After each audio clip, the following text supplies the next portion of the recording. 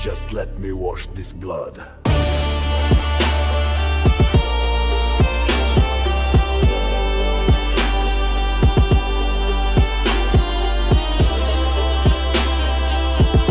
Samo da operem u krv.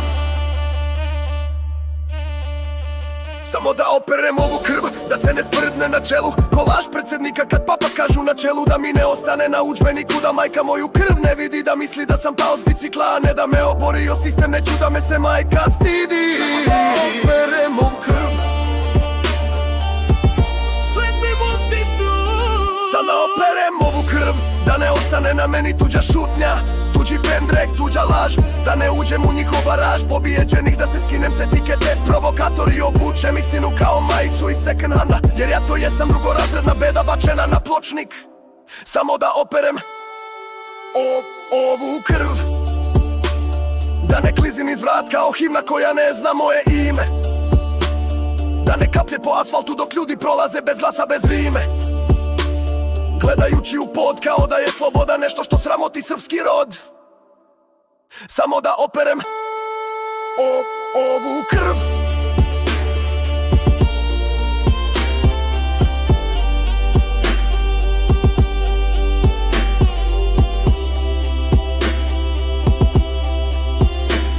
Ovu krv. Jer nisam rođen da šutim, nisam stvoren da mutim, nisam učio da me tuku kad pitam zašto nam je glava jeftinija od šita.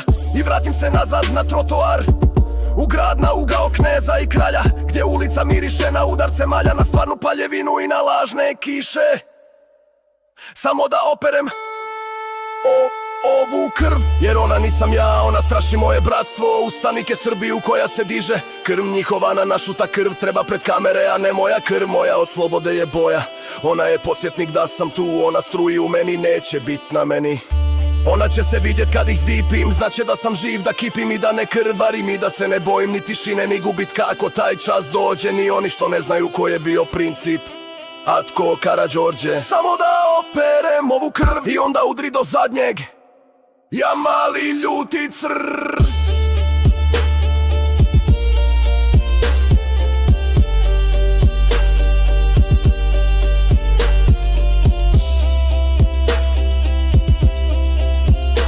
Gotova bitka, nego ona počinje tek. Samo da skinem ovu krv s majice sa čela, nek čuju moju krv kroz lomove svojih nedjela, neka se povuku, bolje im je sve jedinice iza žice, jer padat će danas njihove nadstrešnice. Ne brini se mama, stigla im je tama, i ne govori mi da se ne derem, samo ovu krv da operem.